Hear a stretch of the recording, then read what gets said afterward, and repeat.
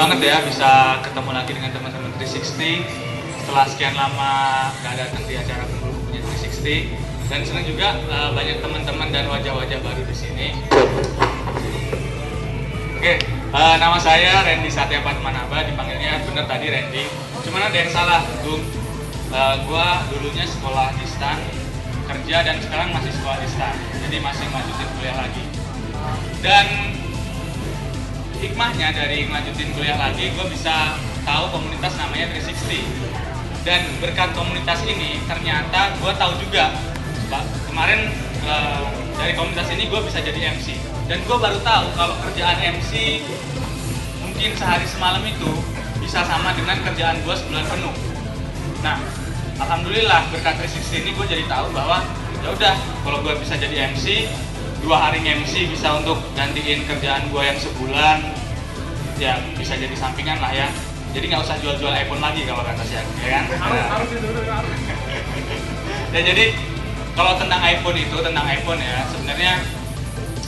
sebenarnya kalau teman-teman semua di sini pengen iPhone 2 juta gitu ya, teman-teman pengen iPhone 2 juta, sayangnya saya nggak bisa ngasih, ya kan? Jadi nggak bisa ngasih soalnya kalau mungkin saya hidup 10 tahun atau 20 tahun yang lalu, mungkin saya lahirnya saya lahirnya 40 tahun yang lalu, mungkin saya masih ada pada barisan orang-orang yang bisa lah cincai lah gitu. Tapi karena gua anak muda, jadi semangat baru ya kan, untuk Indonesia baru ya. makanya gua pengen at least ada anak-anak muda di Bea Cukai inilah yang nanti bikin Bea Cukai lebih bagus, terus juga misalnya masukin barang itu nggak tertahan berhari-hari. Nah itulah, kalau masih banyak yang pengen iPhone 2 jutaan itu kayaknya susah. Tapi kalau kalian mau fair, kita bisa tuh Tanjung Priuk, lu masukin barang, gua keluarin cepet-cepet tanpa pungutan liar, cepet bisa. Nah tapi kalau pikirannya masih iPhone 2 juta, Samsung Galaxy S5 1,5 juta, nah itu agak lama kayaknya. Agak lama, berarti bisa. Nah, mungkin gue cerita karena gue sudah mendapatkan benefit ya, seperti yang dikatakan salah satu founder dari 360 Community. Ternyata ya Bang ya, setelah saya merasakan menjadi MC, lo dibayar berapa sih? Lo jujur aja. Ya, mungkin saya sekarang bayarannya udah per menit sih Bang, jadi nggak enak ngasih tahu sama yang baru-baru datang ini kan. Nah jadi mungkin saya mau share aja tentang, karena sudah beberapa kali ya ada dengar dari Bang Valen tentang ilmu public speaking. Saya mau nanya dulu ke teman-teman di sini. Mungkin kalau public speaking tuh yang paling penting ada 3 hal. Yang pertama ada suara. Yang kedua ada isi daripada apa yang kita omongin. Dan yang ketiga penampilan. Siapa yang setuju kalau suara kita itu paling penting dalam public speaking? Silahkan tunjuk jari. Suara kita yang paling penting. Nggak ada yang satu. Indah.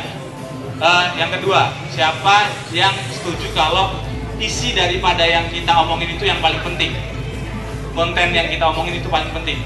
Ada 1, 2, 3, 4, 5, 6, 7, 8. Oh, 7. Terus siapa yang nah, kan yang ngasih tahu situ Om, ya kan? Siapa yang setuju kalau penampilan kasat mata itu yang paling penting? 1, 2, nggak boleh 2 kali, 1, 2, dan nggak boleh 3, 4. Itu kasut keset. Nah, oke. Nah, ternyata menurut studi seperti yang tadi udah dijelaskan sama Indah, bahwa ternyata itu penampilan itu penting banget kan.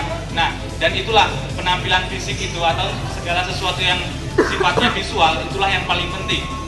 Karena visual itu nggak melulu tentang mungkin cara grooming atau apa, itu juga termasuk salah satunya.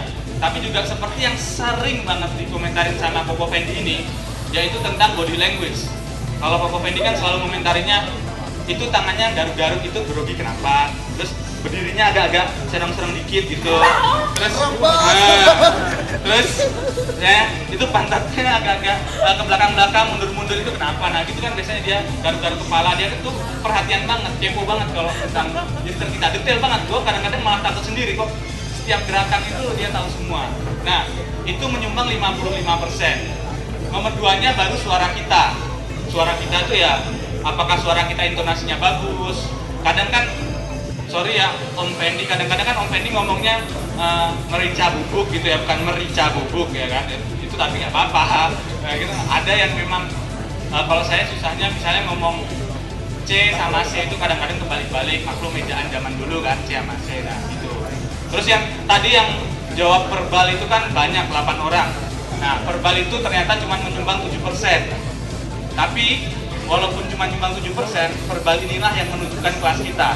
Kalau pemilihan kata kita bagus, kita akan dikenal sebagai orang yang cerdas. Kalau pemilihan kata kita murahan atau nggak bagus, nggak pas, kita nggak tepat, itulah kita cuma bisa dianggap sebagai pembicara yang standar-standar aja. Nah, penutupnya di sini ada tadi si siapa? Si Goca pesen es campur.